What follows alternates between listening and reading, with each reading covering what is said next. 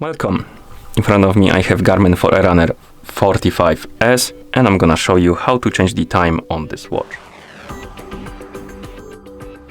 First we need to open the menu on our watch. You can do it by pressing and holding the up button.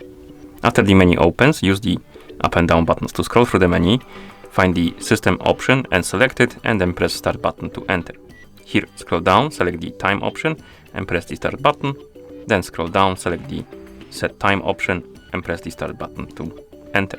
Here select the manual, press start, then scroll down, select the time, press start, and now we can adjust the time. To do it, simply use the up and down buttons to set the hour, then press start, set the minutes, press start, and then press start again. And at the end you can select AM or PM, and then press start. And once you go back to the watch face, you will see that the time changed. And that's how you change the time on this watch. Thank you for watching. If you found this video helpful, please consider subscribing to our channel and leaving a like on the video.